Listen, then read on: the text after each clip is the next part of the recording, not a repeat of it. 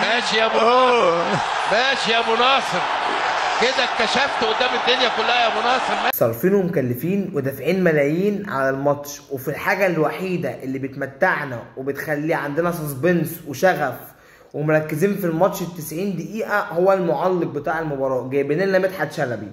بسم الله الرحمن الرحيم. بدايه القصيده كفر. انا بتفرج على الماتش 90 دقيقه مش قادر اعلي التلفزيون سنه واحده. ليه؟ اللي بيعلق ده لو ما كانش مطبلاتي فهو تعليقه سخيف محدش بيقبله. لا طب نكتفي بمدحت شلبي؟ لا، نجيب معاه بقى، هنعمل بقى الشغل اللي بيحصل بره في اوروبا، فنجيب معاه واحد يرغي معاه. تقريبا كان حسن المستكاوي ايا كان اللي جايبينه، اهو راجل عنده 85 سنه، ناس رجلها والقبر جايبينهم يرغوا مع بعض في احداث المباراه. يعني انا مش فاهم بصراحه، انا مش فاهم ايه الفكره في انك انت جايب مدحت شلبي 95 سنه.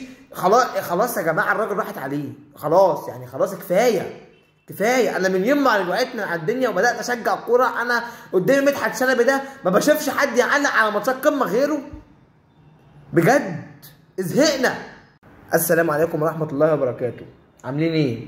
وحشتوني جدا جدا جدا. بس انا بقى اسال سؤال، يعني هو ده الماتش؟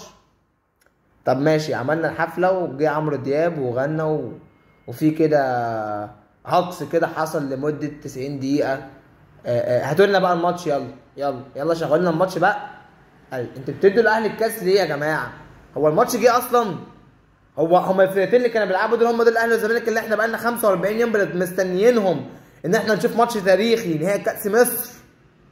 هو ده الماتش بجد والله؟ يعني كان الاهلي كسب خلاص، الجول اللي جابه امام عاشور وبعد ما رجع من التسلل، هو مش اوفسايد بالمناسبه، وقفوشي بتاع القاضي اهو رجع لكم تاني، خلاص رجع يسجل اهداف فينا تاني قسما بالله. وهو بينزل قلت بتاع القاضي ربنا يستر منه، اصل هو ليه حاجات كده، ليه طلعات كده علينا ربنا يكفيك شرها. كابتن عبد الله سعيد، كابتن شيكابالا، كابتن ناصر ماهر، ناصر يا منسي. فين الصفقات يا جدعان؟ يعني في ناس ما شفتش صفقات ولا حاجه فبتاع. ايه ده؟ العيب ده بجد يعني. ايه ده؟ مليون مبروك لاخواتنا العربيه. ماتش دلع. عارف انت البسبوسه اللي من غير سكر ليها طعم لما تاكلها من غير ما تحط عليها الشربات بتاعها ما تتاكلش. حتى في البسبوسه ما ينفع عامل رجيم ما تاكلش بسبوسه. ليه؟ لانها من اساسيات البسبوسه السكريات، يبقى اسمها بسبوسه. اهو ده ماتش بقى اكنك بتاكل البسبوسه من غير ما تحط عليها معلقه شربات. ماتش دلع. اتفرجنا النهارده على ماتش الاهلي والزمالك، قاعد بتفرج على الماتش بصبري قسم. حتى فقدتوني في شغف الحاجه اللي انا بحبها. بعيدا عن الهدفين بقى اللي الاهلي سجلهم، واحد يقول لي والواد امام عاشور، الواد ده يلا احنا دخلنا عليك يلا اللي انت بتعمله ده غلط. على فكره انت ده غلط. انت اتربيت عندنا وكبرناك وعلمناك وجوزناك واحده من بتشجع النادي عندنا هنا وبتاع.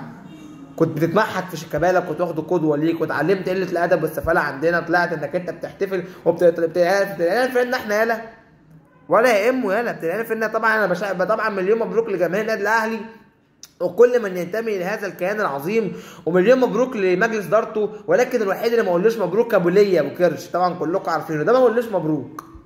ده الوحيد اللي ما يتقالوش مبروك. يعني انا مش زعلان اكتر ما انا يعني متضايق قوي ان انا بتفرج على مباراه بارده جدا، مباراه عقم كروي لحد الدقيقه 80. لا شفت مصطفى شوبير ولا شفت محمد عواد اللي انا بصراحه يا جماعه بقول بقى ان احنا نفكر ان احنا نجيب حارس مرمى بقى، يعني خلاص كده يعني. لا نجيب حارس مرمى مع صبحي وعواد. انا شايف كده بصراحه. احنا عايزين جول، عايزين حارس مرمى غير صبحي يعني خلاص بقى كده. عايز واحد زي رجعوا لنا جنش يا جماعه، رجعوا لنا جنش. انتوا مشيتوا جنش ليه؟ لماذا مشيتوا جنش؟ يعني مش عارف اقول ايه بصراحه. مليون مبروك لاخواتنا الاهلاويه، فوزكم النهارده بكاس مصر. بصراحه عندكم حق انكم تكسبوا يا جماعه. انتوا بقى من 2007 وانتم مش عارفين تكسبوا لنا في كاس مصر. كسبتونا في السعوديه 2-0 ورفعتوا الكاس وانبسطتوا. مليون مبروك، وعسى ان تكرهوا شيئا وهو خير لكم، وعسى ان تحبوا شيئا وهو شر لكم. واعتقد ان لو كنا كسبنا النهارده الكاس ما كناش خدنا كونفدراليه وما كناش فنشنا الدوري ولا شاركنا في افريقيا ولا كونفدراليه السنه الجايه. فركزوا بقى ان شاء الله باذن الله تعالى. ما هو حلم الجعان عيش.